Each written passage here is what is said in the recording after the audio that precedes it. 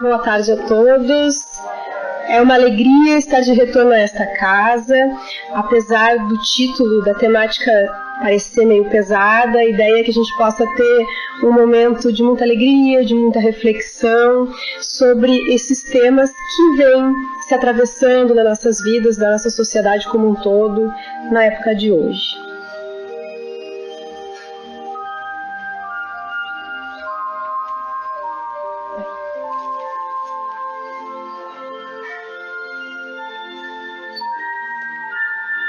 O que leva uma pessoa a agredir a si mesma e a tirar a própria vida?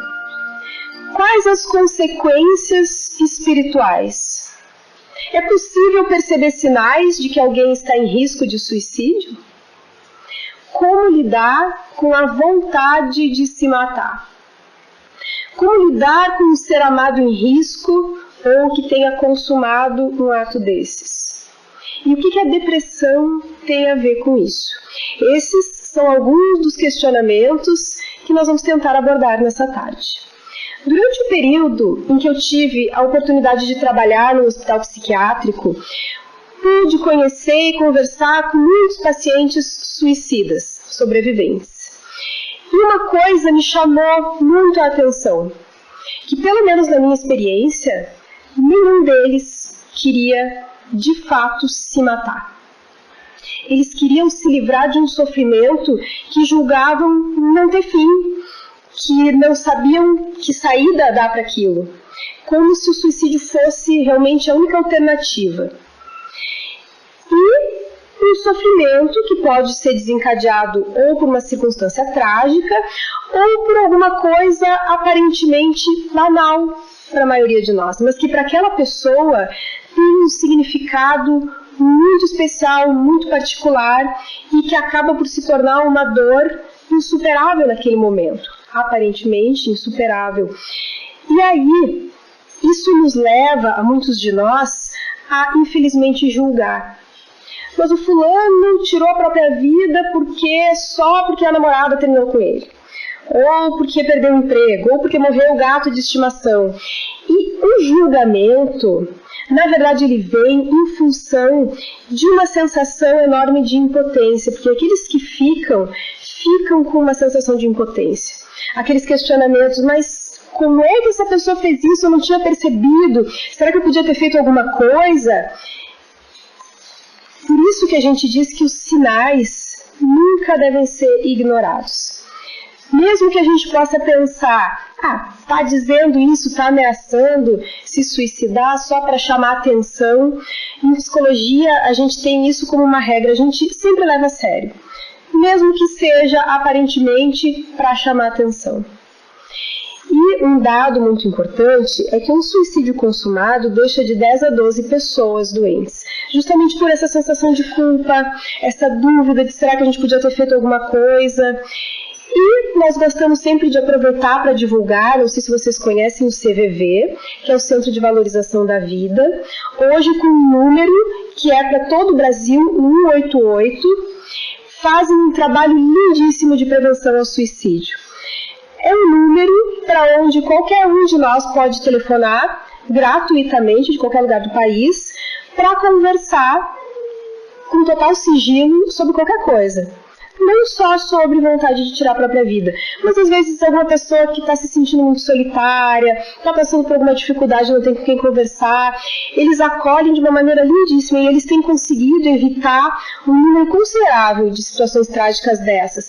Então a gente divulga muito o trabalho do CVV e esse número é muito importante. Quais são as frases de alerta? O que deve nos chamar a atenção para que a gente possa ajudar a cuidar de alguma pessoa que possa estar em risco? Eu preferia estar morto. Eu não posso fazer mais nada. Eu não aguento mais. Eu sou um perdedor e um peso para os outros. Os outros vão ser mais felizes sem mim. E as variantes dessas frases. Sempre que a gente ouvir isso, a gente tem que ficar atento. E, trabalhando um pouquinho os mitos e verdades sobre o suicídio, mito. Quem fala em suicídio só quer chamar atenção. A verdade é que a maioria dos suicidas fala sobre as suas intenções com alguém ou teria falado caso fosse questionado. É o que eu falava agora há pouco, a gente sempre procura levar a sério. Mito. Somente pessoas com transtornos mentais se suicidam. Não é verdade. Qualquer pessoa com sofrimento intenso e insuportável corre o risco, mesmo que não sofra de transtorno mental.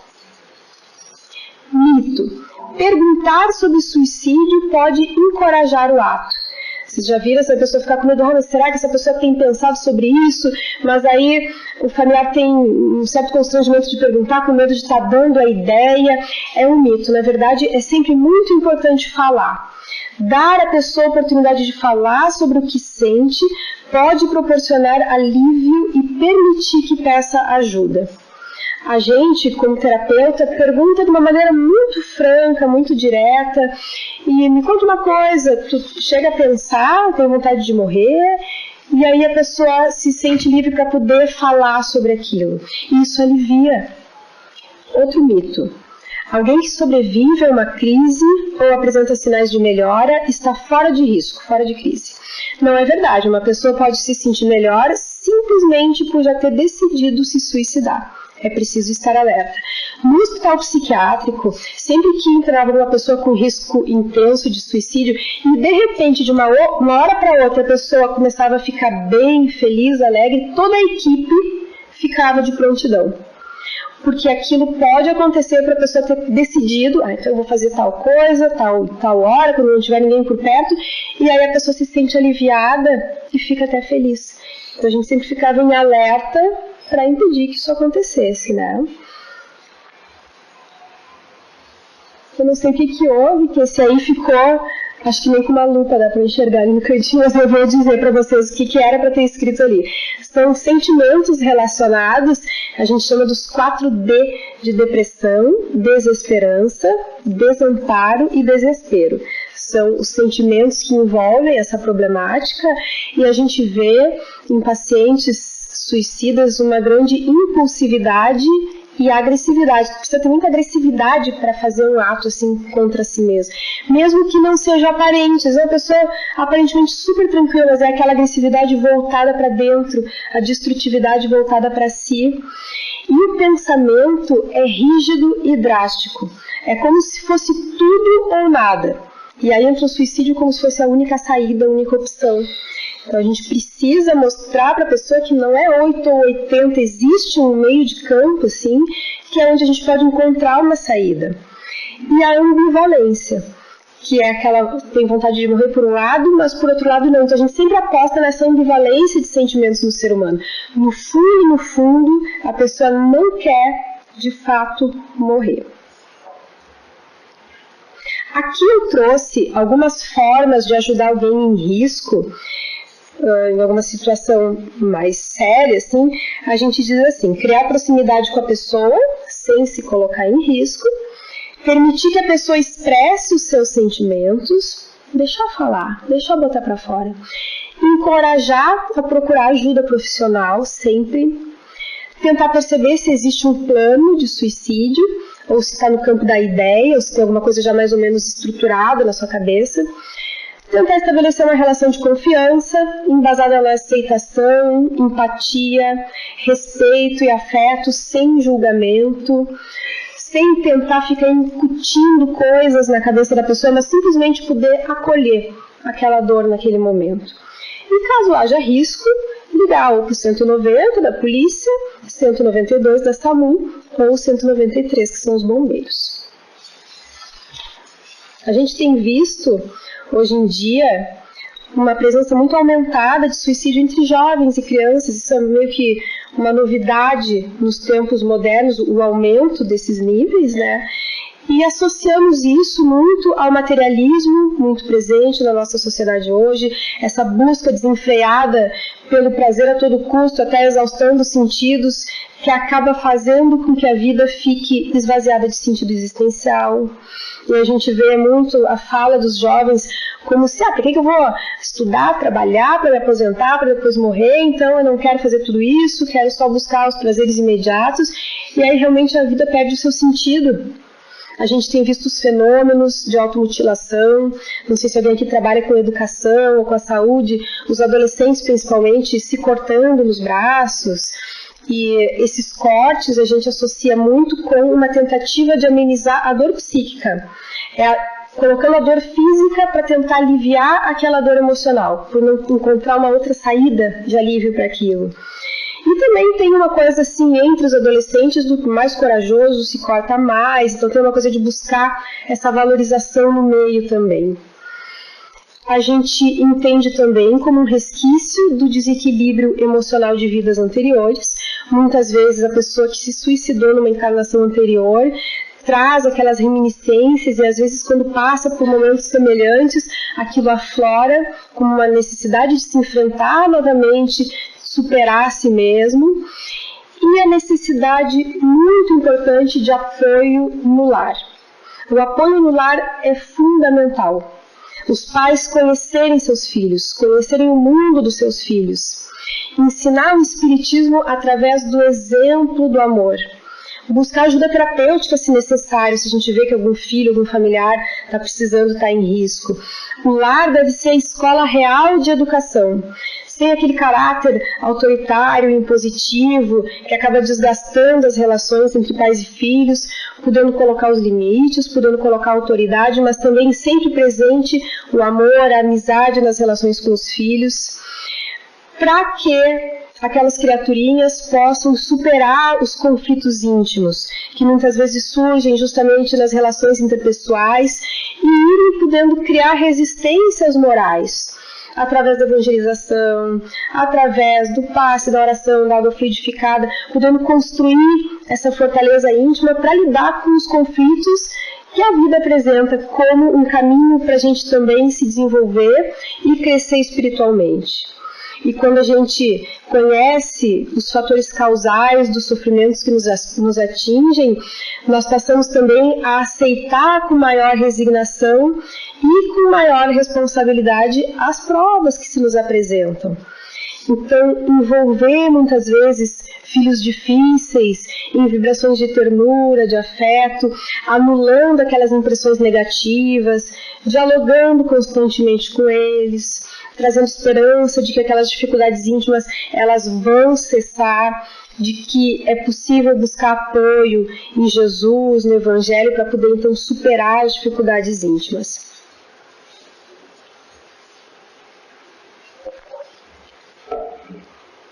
As consequências espirituais do suicídio.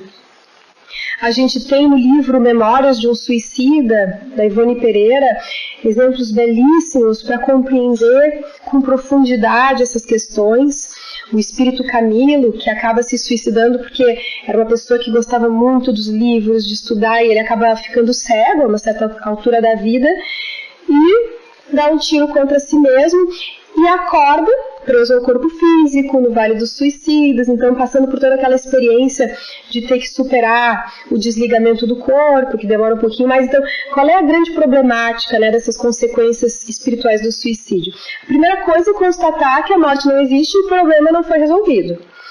E, além da dificuldade mais imediata de desligamento do espírito-corpo, porque a gente costuma dizer que a gente vem com um determinado nível de combustível que pode ser mais ou menos alterado conforme as necessidades evolutivas daquela pessoa, mas a gente vem mais ou menos com uma programação para viver X anos na Terra.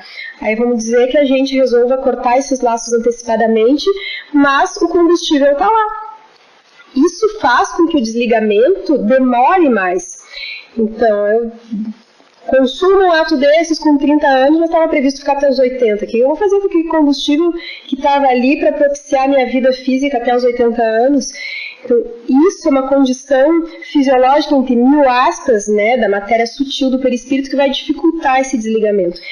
Então, se constata que a morte não existe, então vai ter que recomeçar para poder seguir com aqueles aprendizados, aquelas tarefas que veio realizar na Terra, mas com um agravante do dano causado ao perispírito, né, da maneira como a morte se consumou.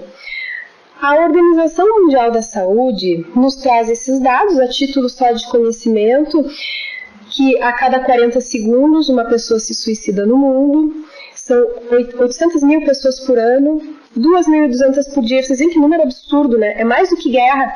Está entre as 10 causas de mortes mais comuns. São 32 por dia no Brasil. A média aumentou nos últimos 50 anos e o nosso estado é o campeão.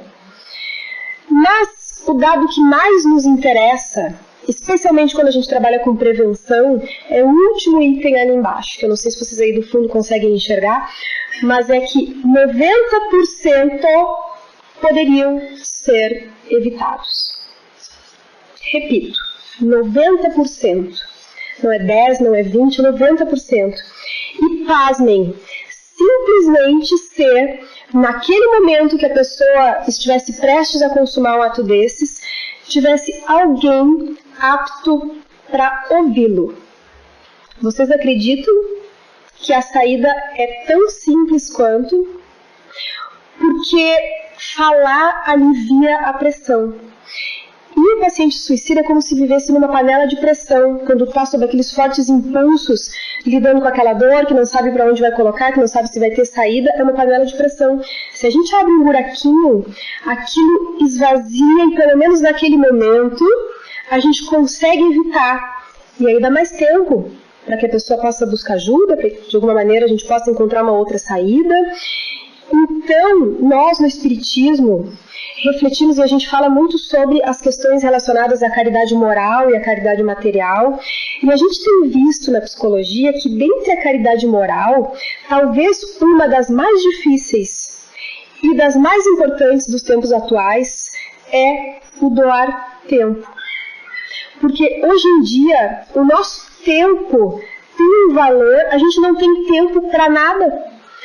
A gente muitas vezes se irrita porque o computador demora alguns segundos para responder, considerando que há uma década atrás o tempo era diferente, o computador já demorava um pouquinho mais para responder, mas a gente vai se habituando a um modo de funcionamento tão de rapidez que nós não temos paciência muitas vezes. Então, parar para escutar uma pessoa na rua é uma tarefa, na maioria das vezes, muito difícil. E por incrível que pareça, isso faz muita diferença, porque a maioria sofre em solidão. E se houvesse alguém disposto a ouvir sem crítica, sem julgamento, apenas ouvir no momento do desespero, isso poderia entrar nessa estatística dos 90% que podem ser evitados. E um outro dado muito importante, quando a gente fala dessa temática, a prece como ferramenta de auxílio. Muito mais do que muitas vezes nos parece, a prece ela tem um efeito, às vezes, de dar uma brecha de tempo a quem está desesperado. E aí eu lembro muito do exemplo que o Divaldo Franco já contou nas suas palestras, vocês talvez já tenham escutado, de uma vez que ele viu numa notícia de uma pessoa que se suicidou se jogando nos trilhos de um trem. E ele ficou muito sensibilizado com aquilo, e aí ele colocou o nome da pessoa no seu caderninho de preces, e sempre que ele ia fazer as suas preces diárias, ele fazia uma prece para aquele suicida.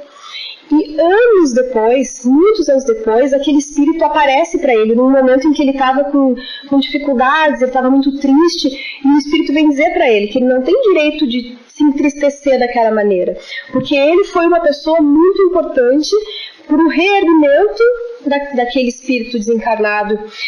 Porque quando a pessoa comete aquele ato, fica como se fosse, do ponto de vista psíquico, é como se fosse um estresse pós-traumático. Estresse pós-traumático é assim, a pessoa, por exemplo, sofre um assalto, e aí é como se depois, durante alguns dias, ficasse revivendo na sua cabeça aquele assalto. Mas o assalto não está acontecendo de novo. Aconteceu naquela vez, passou, a pessoa sobreviveu, está bem, não aconteceu nada pior, vamos dizer assim, mas a pessoa fica revivendo a mesma descarga de adrenalina, o mesmo medo, o mesmo pavor, como se tivesse acontecendo um assalto de novo naquele momento. Então, o estresse pós-traumático é reviver isso outras vezes. E no suicídio isso acontece assim também. Ele ficava se vendo nos trilhos do trem várias vezes. Aquilo vinha, e aí de repente ele escutava a voz do Divaldo, sabe-se lá da onde, ele só escutava aquela voz orando por ele. Ah, meu Deus, abençoe, que esse irmão possa se apaziguar no seu coração, etc. E daí, por alguns instantes, ele esquecia daquela cena horrível. Aí depois voltava a perturbação mental.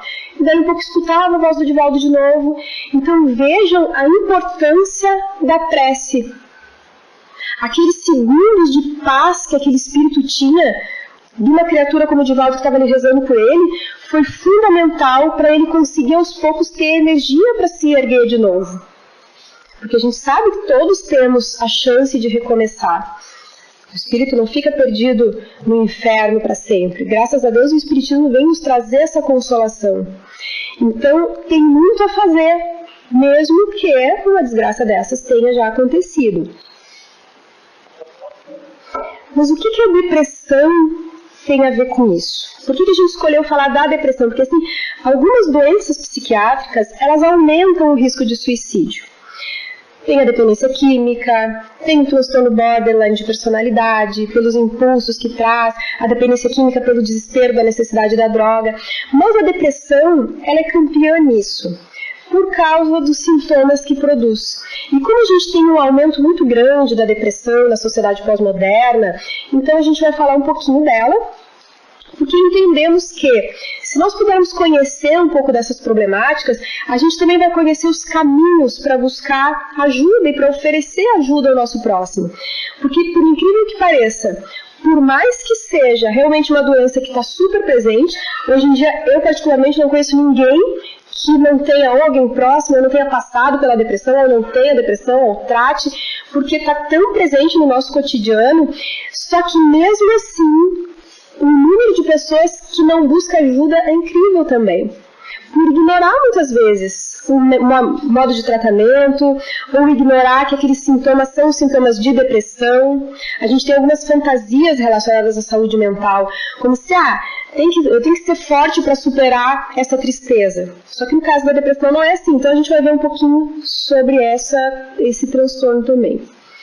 Os sintomas da depressão clínica, né, que a gente chama de doença, e eu gosto de usar esse termo, por mais que a gente deteste ele, uma doença tal qual hipertensão, câncer, sei lá, qualquer coisa que a gente possa querer associar com isso, é uma doença. É diferente de ter simplesmente tristeza. Então a gente tem uma lista de sintomas que estão ali na parede, que é o rebaixamento do humor, ok? Tem a presença da tristeza, uma perda de interesse ou de prazer, alterações do sono e do apetite. A pessoa pode ter muito sono e passar o dia sem conseguir sair da cama, e aí passa uma semana no quarto escuro sem conseguir levantar nem para escovar os dentes, nem para tomar banho. Ou então tem aquelas insônias terríveis que vira a noite inteira sem conseguir pregar o olho. Tá super cansado, aí deita e a cabeça parece que começa a funcionar. E a pessoa fica acordada, olhando as horas passar. E o apetite também, um aumento muito grande do apetite, comer por ansiedade, ou diminuição, a pessoa não tem fome, não consegue comer. Redução da energia e atividade, fadiga, dá cansaço, assim, se vai caminhar daqui até a esquina para comprar um pão, dá aquele cansaço, aquela perda de energia. Agitação, ou retardo psicomotor, muitas vezes a presença de ansiedade também, dificuldade de concentração e de tomada de decisões, culpa, baixa autoestima, pensamentos negativos, desesperança, angústia, desespero, só coisa boa e pensamentos de morte. Espírita também tem pensamentos negativos e pensamentos de morte, quando está passando por um quadro de depressão.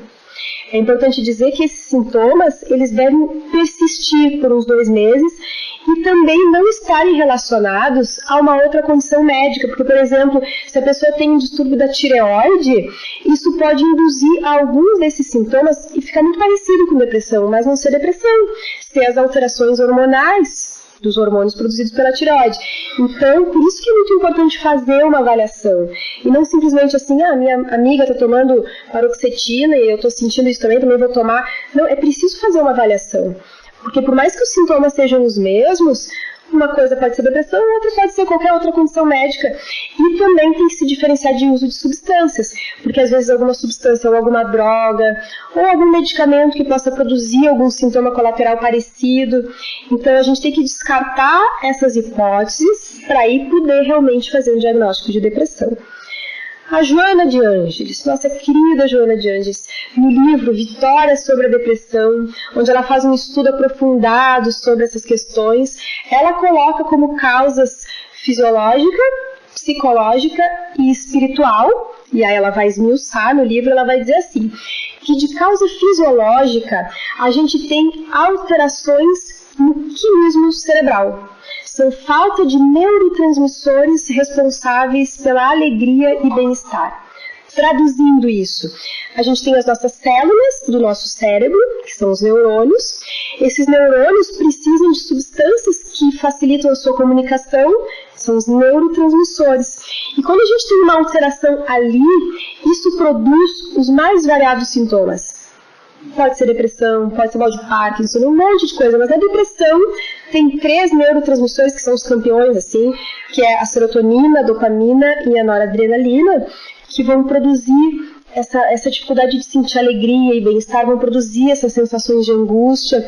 Então tem uma questão fisiológica que vai necessitar de tratamento medicamentoso. Tem a questão psicológica também como causa, ansiedade, medo, solidão, perdas, culpas, a gente vai falar um pouquinho mais em seguida sobre esses itens. E no sentido da causa espiritual, as culpas do passado, os quadros obsessivos, que às vezes a gente tem dificuldade de saber o que vem antes e o que vem depois, mas em geral vêm associados. Por isso a importância da casa espírita, que em seguida a gente vai falar também, porque às vezes um quadro obsessivo de longo prazo vai produzir alterações até orgânicas, alterações emocionais, que vai instalar um quadro depressivo, que algumas vezes vai precisar também de tratamento médico. Ou então, por outro lado, uma pessoa que tem um quadro depressivo, pelas condições de tristeza, de angústia, vai atrair espíritos que também estejam tristes e angustiados, e aí vai se estabelecer esses quadros obsessivos. Então, sempre é muito importante não descartar, porque de alguma maneira pode estar associado. A gente tem que só ter aquele cuidado de não colocar a culpa só num lado ou no outro, né? Faz desobsessão, não precisa buscar o médico. Se faz desobsessão e começa a buscar, fazer o evangelho no lar, começa a se melhorar e tal, e aí aqueles sintomas começam a atenuar, ótimo. Agora, se faz tudo isso e aquela tristeza persiste, os sintomas persistem, bom, aí é hora de buscar também uma avaliação médica e poder tratar com os médicos de lá e os médicos daqui, né? Como razões do desequilíbrio, nós temos também, até eu acho que eu esqueci de dizer ali embaixo, as manifestações unipolar, bipolar, sazonal, pré e pós-parto, porque a depressão bipolar também tem uma alteração de quadros, assim, em fases que a pessoa está muito deprimida, em outras fases que está muito agitada, tem alguns quadros depressivos que vêm em determinadas estações, e pré e pós-parto pelas alterações hormonais. Uma coisa que eu gosto de dizer, que algumas vezes a gente escuta algumas barbaridades, assim, tipo, no pós-parto, a mãe teve uma depressão pós-parto, é porque o espírito do filho não é inimigo do espírito da mãe. Bobagem, tá, pessoal? Se vocês já ouviram alguma coisa assim, tem uma questão de alterações hormonais no parto importantíssima. Pode ser que aqueles espíritos sejam super afins e mesmo assim a mãe passar por aquela experiência, então não quer dizer. Como razão do desequilíbrio, o perispírito, o nosso perispírito, que é bombardeado por energias deletérias, vai provocar o desequilíbrio. Pela lei das afinidades, o espírito é atraído para a reencarnação com fatores genéticos e sociais para a redenção. A vitória consiste no perdão, no auxílio, no esquecimento do mal e na prática do bem para a reconstituição dos tecidos sutis. E aí a gente vê a importância, né? O perdão e o auxílio, não só pela prática do bem, mas para, inclusive, reconstituição dos tecidos sutis. Aí a gente vê o quanto as nossas emanações mentais são importantes. E é dessa maneira que a gente provoca o nosso desequilíbrio ou a nossa reestruturação também. Em termos psicológicos, a gente gostaria de aprofundar um pouquinho também. Nós vamos ter ali o luto, primeiramente. O luto, do ponto de vista psicológico, ele se dá da seguinte maneira: é sempre a partir de uma vivência de perda que não necessariamente seja real e não necessariamente seja uma situação ruim. Por exemplo, a gente pode estar diante de uma coisa muito boa da nossa vida, estamos nos mudando, saindo de uma casa que a gente gosta para ir para uma casa melhor. Uma coisa maravilhosa, estou super feliz, mas ainda assim eu faço um luto da perda daquela casa antiga. O luto da perda do corpo infantil quando a gente passa para a adolescência. A gente faz um luto, que é a elaboração também dessa fase vital.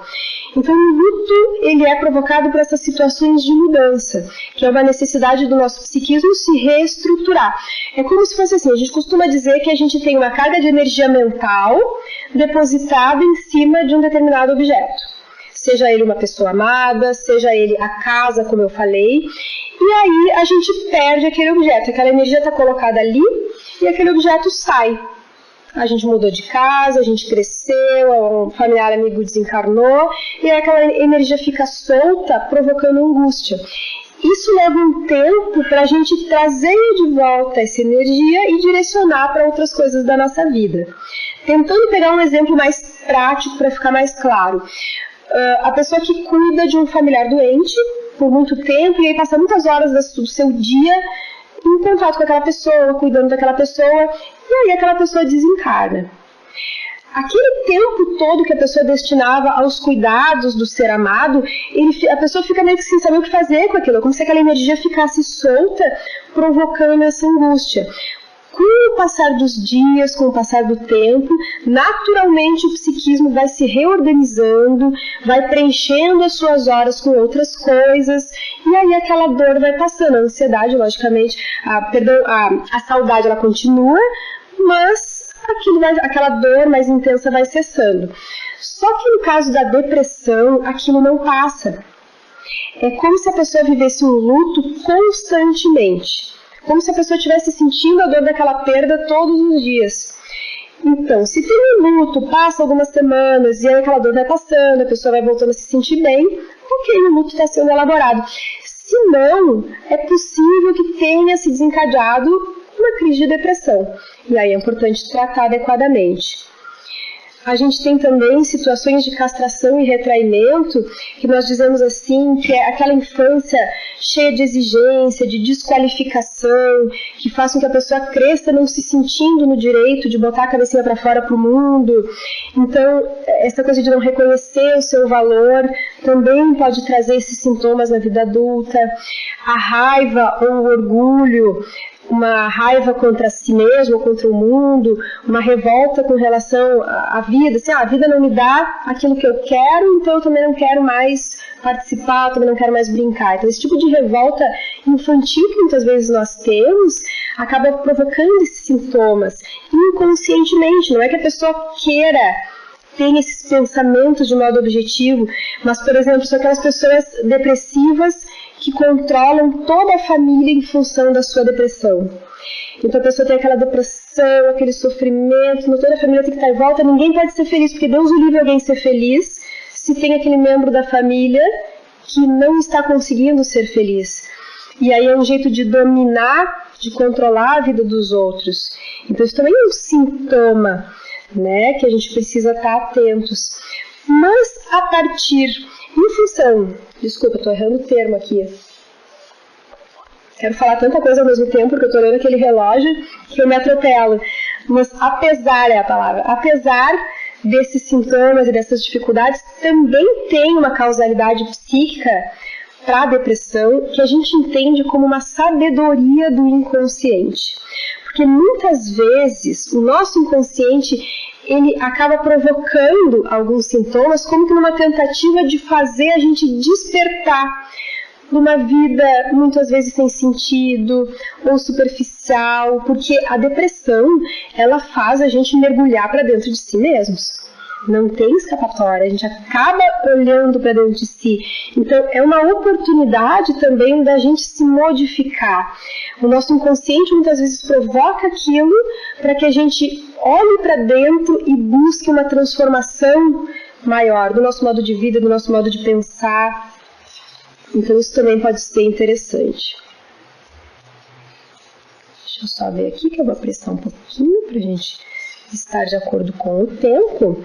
Em termos de tratamento, a gente tem o tratamento psiquiátrico através das medicações, são remédios que vão reequilibrar a química cerebral. O psicológico são as terapias, e o espiritual, que a gente tem o apoio espiritual. Na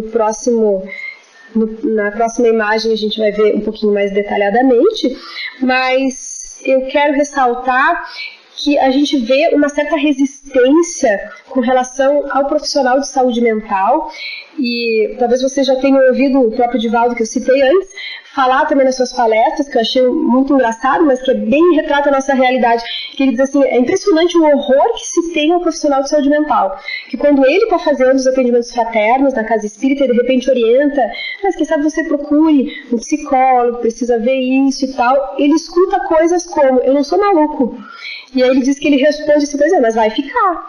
Então é bom que se trate antes que fique. E a gente escuta muito isso. Mas psicólogo, para que eu não tô psiquiatra então? Eu não tô louco, não sou louco. Gente, pelo amor de Deus, psiquiatra não é para louco.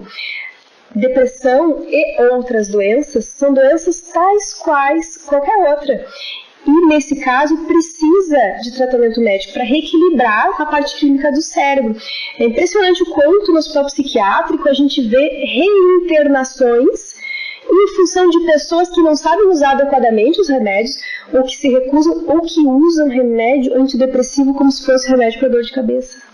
Sabe, dor de cabeça, toma lá um paracetamol, passou dor de cabeça, não precisa mais tomar remédio. Antidepressivo não é assim.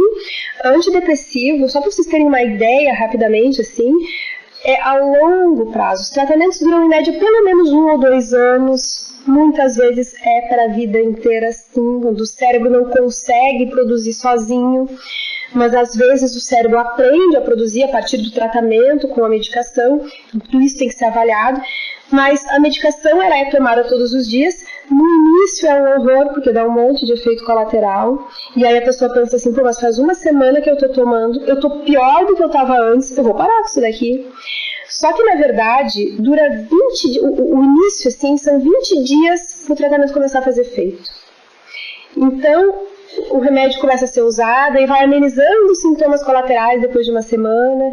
Aí, depois de 20 dias, a pessoa começa a sentir um alívio e um bem-estar. Só que a maioria nem chega até os 20 dias. Para vocês terem uma ideia, a internação psiquiátrica, hoje em dia, ela é em média 20 dias justamente por isso.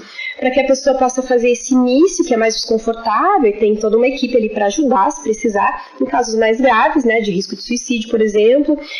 Aí, depois daqueles 20 dias, a pessoa vai para casa continuar o seu tratamento, só que a maioria vai para casa e não continua nada, e dali um mês está de volta. É impressionante. Então, conhecer um pouco isso, saber como funciona, a gente perder um pouco aquele preconceito, a gente tem ainda muito preconceito, né? Isso é muito importante para que a gente possa ser mais feliz, ter uma vida mais plena. Em termos de apoio espiritual, o espírito Manuel Filomeno de Miranda, no livro Tormentos da Obsessão, ele fala bastante disso e ele coloca alguns itens onde o apoio espiritual pode ser muito útil e muito importante. Ele diz assim, a praxiterapia ou laborterapia, que é o trabalho, é poder se sentir útil, é poder fazer alguma coisa. A terapia bioenergética, que são os passes, a água fluida, a oração, as vibrações favoráveis à restauração. E aí a gente acrescenta que a água fluida, ela tem um efeito muito positivo, porque às vezes a pessoa que está no meio de um quadro depressivo, ela fica tão dentro de um casulo que a água fluida é mais facilmente absorvida. Até do que da energia do passe, que a pessoa rechaça um pouco, a água fluida é mais facilmente absorvida pelo que ele coloca ali. A alteração da conduta mental e comportamental, desobsessão, valores morais, Deus, amor-terapia, evangelho-terapia, fazer o bem ao próximo e oferecer ao paciente compreensão, bondade e estímulo constante. Quero aproveitar para colocar que aqui na casa... ficou preto, eu não sei o que deu nos meus slides, que aqui mudou tudo, tá? Mas é o apoio vibratório das terças-feiras aqui na casa e os passes, que são nas quartas e sábados depois das exposições. E para a gente encerrar, eu gostaria de contar uma outra... antes eu quero mostrar uma imagenzinha aqui. Só para a gente ver assim, o quanto a gente tem preconceito com relação à depressão. Eu não sei se vocês conseguem enxergar, mas eu vou lendo cada quadrinho. O primeiro ali a gente tem uma pessoa deitada, né? Eu sei que você está com infecção alimentar e tal, mas você podia fazer um esforço, né? Aí depois ele é como as doenças, se as doenças normais fossem tratadas como depressão, o absurdo que é. Se você está com infecção alimentar, podia fazer um esforço, né? Aí do lado, o braço amputado ali. Você só precisa esquecer disso e aí vai ficar tudo bem. Aí a pessoa no vaso sanitário, né, vomitando. Você já tentou, sei lá, não ter gripe? A injeção ali de insulina.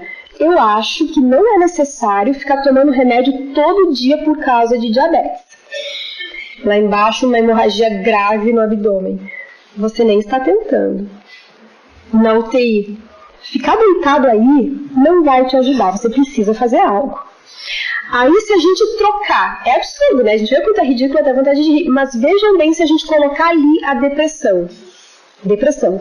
Eu sei que você tá com depressão e tal, mas você podia fazer um esforço, né? Você só precisa esquecer dessa depressão e aí vai ficar tudo bem. Você já tentou, sei lá, não ter depressão? Eu acho que não é necessário ficar tomando remédio todo dia por causa da depressão. Você nem está tentando. Ficar deitado aí não vai te ajudar. Você precisa fazer algo. Se vocês soubessem a lista de outros que eu costumo escutar. É vagabundo, não quer trabalhar. Isso é uma desculpa que ele dá porque não quer fazer não sei o quê. Gente, é muito importante que a gente conheça. E aí a gente vai poder buscar melhor ajuda e realmente sair desses quadros que são muito tristes. Mas, encaminhando para o nosso encerramento e relacionando assim com o quanto a gente pode sim modificar os caminhos que a gente vem trazendo na Terra, porque eu acho que a grande questão é essa, assim, principalmente nessa questão do suicídio, desse tudo ou nada, ou eu não vou conseguir ser feliz, ou eu não vou conseguir mudar, ou tá tudo muito difícil. Tem uma outra passagem do Divaldo, de novo, que talvez você já conheça, sabe? Dá pra ver que eu amo ele, porque ele nos ajuda a crescer muito com as histórias que ele nos traz. Então tem uma outra passagem que ele conta numa experiência dele, que eu quero compartilhar com vocês, que nos ajuda a perceber isso na prática também. Do menino que ele acolheu como filho, dentre os centenas de filhos que ele tem, lá na instituição que ele organizou, na Bahia. Então, quando o bebezinho tinha 6 meses, hoje é um homem formado, mas quando tinha 6 meses, ele foi acolhido na Mansão do Caminho, e aos 4 anos de idade ele fazia faquinhas. Vocês lembram dessa história? Fazia faquinhas para brincar, e ele ficava dizendo que tinha muita vontade de enfiar as faquinhas em alguém para sentir o sangue que ia escorrer na mão. Aí vocês imaginam uma criança de 4 anos, as tias que cuidavam dele ficavam apavoradas, né? E quando ele tinha 12, ele começou a botar medo nas voluntárias que ajudavam lá na instituição. E o Divaldo perguntou para ele, como é que você sabe que é quente? Eu não sei, eu só sei que é quente. E aí, aos 12 anos, o Divaldo teve que fazer uma terapia de choque com ele e dizer que se ele não parece com aquilo, ele ia ter que ir embora. O guri se assustou, e aí a partir daí ele se conteve e parou com essas brincadeiras. Ele ficou estudando, sendo evangelizado na Mansão do Caminho, conhecendo a doutrina espírita. E aí, quando ele tinha uns 18 anos, ele pediu a emancipação e o Divaldo disse o seguinte: ok, você pode ir seguir a sua vida, mas com uma condição. Que se por acaso você tiver vontade de matar alguém, você vai voltar aqui e vai me matar. E ele ficou impressionado assim, como é que é? Porque se você tiver vontade de matar alguém, é porque eu falhei contigo. A sociedade não tem culpa, a sociedade me entregou você, a sociedade é a humanidade, ela nos dá tudo. Então, se você quiser matar alguém, é porque eu falhei. Então, se eu falhei, você volta aqui e me mate. Ele ficou impressionado, foi embora. 10 anos se passaram e eles vêm a se reencontrar depois. E aí, na conversa, o Divaldo, num determinado momento, pergunta para ele se ele teve vontade de matar alguém, e ele diz que sim. Algumas vezes. Só que cada vez que isso acontecia, vinha a imagem tão forte do Divaldo dizendo para ele, vem aqui, me mata, que ele acabava se desarmando. E aí ele agradece ao Espiritismo, agradece ao Divaldo, e o Divaldo diz assim, agradeça a sua consciência que conseguiu assimilar os valores do Evangelho, os valores que o Espiritismo traz para a gente se recuperar, e você conseguiu criar uma nova caminhada. Ele disse, se não fosse você, eu estaria num cárcere. Então, o quanto é possível um espírito que vem com aquelas impressões tão fortes de um passado recente, de sangue quente nas mãos, então vocês imaginam? Então, essas reminiscências ruins que a gente traz do nosso passado espiritual também podem ser vencidas, por mais que pareça que não. Exige tempo, exige esforço, mas é possível. A gente vê, sim, muitos casos de depressão da pessoa ficar bem, às vezes demora, esse é o único problema, mas que a gente possa levar essa esperança a todos que nos cruzem o caminho. E para encerrar, então, o que a nossa amiga justamente falou, a mensagem de Jesus, vinde a mim, todos os que estáis cansados e sobrecarregados, e eu vos aliviarei. Tomai sobre vós o meu jugo e aprendei de mim, porque eu sou manso e humilde de coração, e achareis descanso para a vossa alma. Porque o meu jugo é suave e o meu fardo é leve. Que possamos todos ficar em paz. Uma ótima tarde a todos.